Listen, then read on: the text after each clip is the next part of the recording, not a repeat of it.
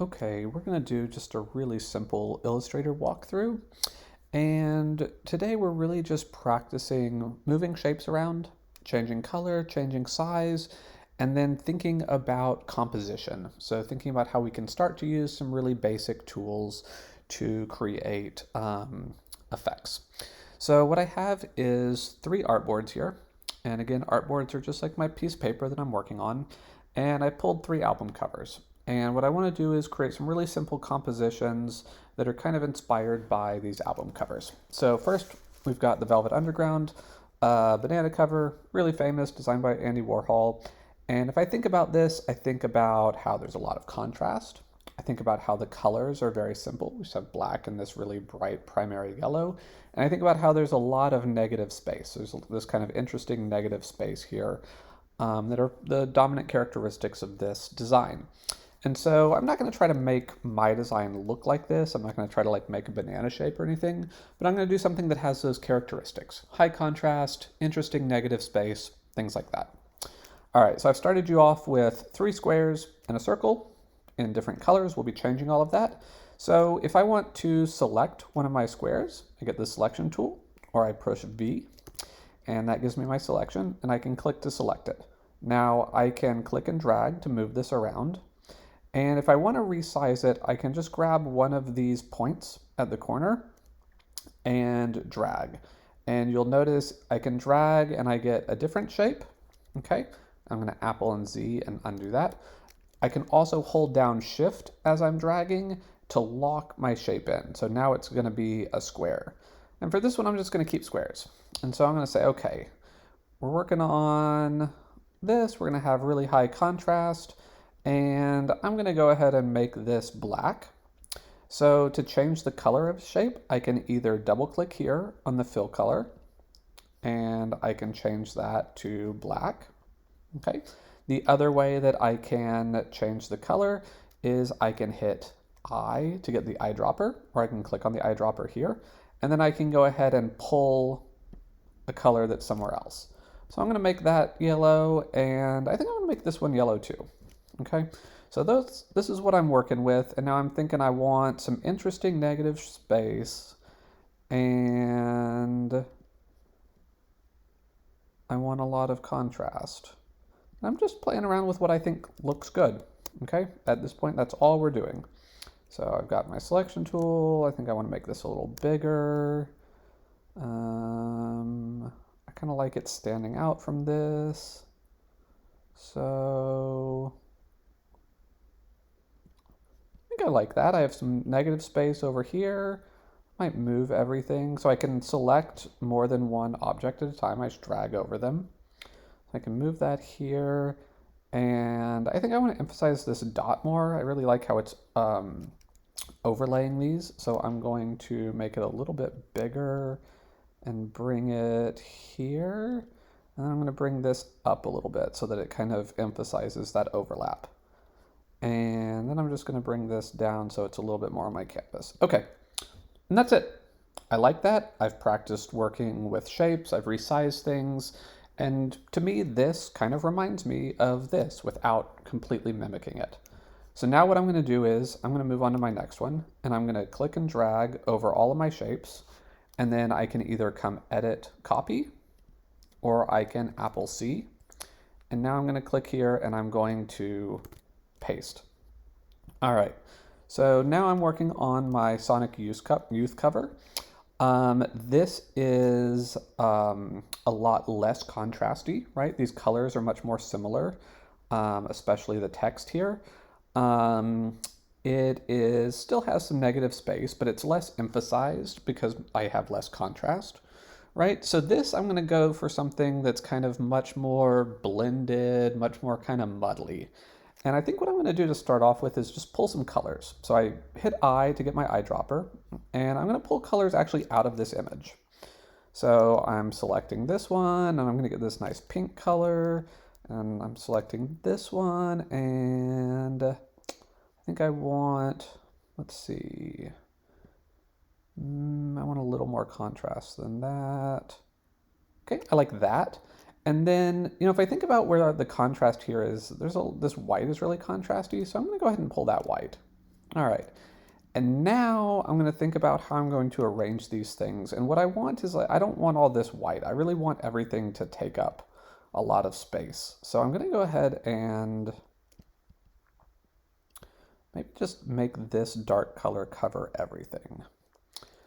And then I'm going to kind of start resizing these so that they take up a lot of the space. And again, I'm not trying to recreate anything. I am just creating an interesting layout. So now everything so far is straight, and I might want some lines that aren't completely straight or shapes that aren't completely rectangular. So what I can do is I can get my direct select tool, and I can do that by clicking there or by hitting A.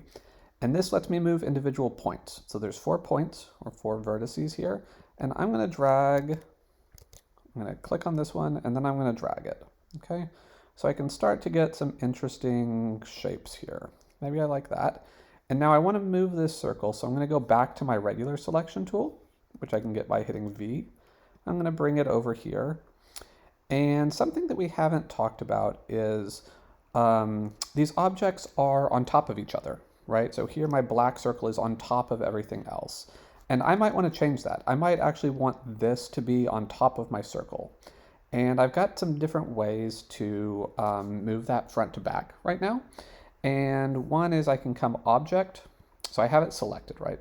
It's selected, I object, arrange, and I can say bring to front. So it is now the frontmost thing. And now I think I want this, because it's behind it, I want it to be bigger. But I don't want to see a lot of it because I don't really want too much contrast there. And I think I like something like that. And then I'm thinking about this square, and I like it touching this color because it kind of creates even less contrast, and that's what I'm going for. So I think I'm going to bring it here, and maybe I want to, yeah, I like that. Okay, so this is less contrasty. It's more muddled. It's much fuller. There's less kind of obvious negative space design here. Yeah, I like that a little bit better. Okay, I'm going to go on. So I'm going to select all of these things. I'm going to either edit copy or Apple C. And I'm going to come over here and I'm going to Apple V to paste. All right, so now we're working with Ella Fitzgerald. These are the blues. This is much more organic. The colors are very different. This is from a different time period, right? So these colors are going to look a little strange to us. I see this really dark black, okay? So I'm kind of thinking about what I want to do here.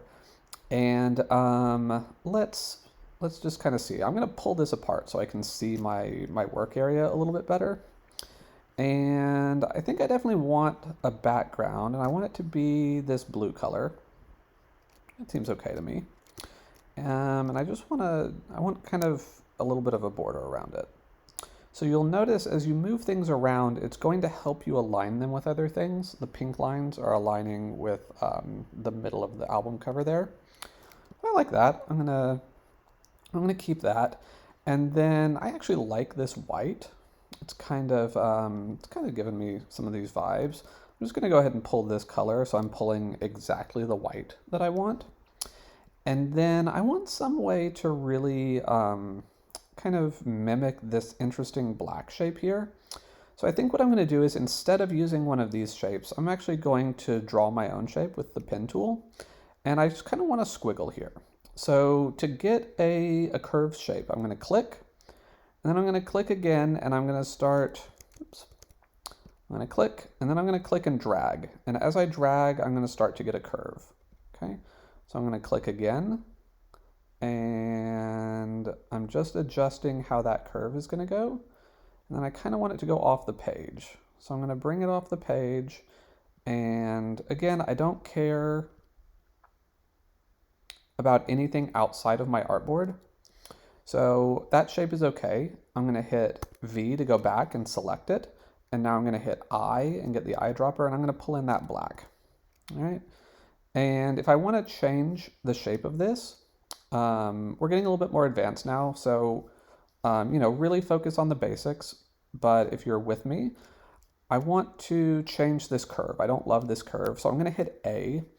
And the way that we adjust curves is by using our direct selection tool, picking these points, and then these are called handles. And I can move these handles to adjust my curve. All right, and again, these are called Bezier curves, and they can take a little bit of getting used to. And that's absolutely okay. That's absolutely normal. But if you want something to play with, I like that. Okay, and now I think that I want, let's see. I want kind of like a little green squiggle, I think. So I'm going to get my pen tool again, and I'm going to do the same thing. I'm going to click, and then I'm going to click and drag, and then I'm going to click and drag, and I'm clicking and dragging until I get just a nice little squiggly shape. Okay, and I'm always with the pen tool coming back to my original point. All right, so now I'm gonna hit V and I to get my eyedropper, and I'm gonna pull in that green color. And now I really wanna zoom in, and I don't like this shape, right? I don't like this, how pointy this is here. So I'm gonna grab this and I'm just going to soften this shape using my handles so that it's a little bit more organic, so that it feels like it belongs in this world a little bit. And you'll notice I'm not saying a lot about how to adjust these handles and these curves. It's something that you will get the hang of, and we can work on individually if you want to, but it is something that is just kind of better for you to play with on your own. And it will start to make sense. All right, so that's feeling a lot more organic to me. And I'm going to zoom out, and you know, I could work with this more. I think I want this to be kind of more integrated here. Actually like that. I think that's more interesting to have it overlap. Yeah, we'll go like that. All right, so again, all I'm doing is making really simple shapes. I'm picking colors, and I am thinking about some really basic compositional properties like negative space, like contrast, to create just compositions. I'm just having fun, and that's all I want y'all doing at this point. So to really quickly review everything, I'm going to select objects using the select tool. That's also V. So I just click on them to select. If I want to select a specific point, I'm going to get my direct select tool or hit A, and then I can click on a point and move that point. If I want to draw my own shapes, that's right here. So I can get my rectangle tool or my ellipse tool if I want to draw my own. Ordering shapes front to back is going to be selecting the object, coming up Object, Arrange, and either bringing it to the front or bringing it to the back. If I want to resize, I'm grabbing with my selection tool with V. I'm grabbing one of my handles and I'm moving it. Okay. If I want that shape to stay exactly the same proportions, I'm holding down Shift while I do that. So I keep my square or I keep my circle. And then we also talked about the pen tool, which is something that you will play with and get more familiar with as we go.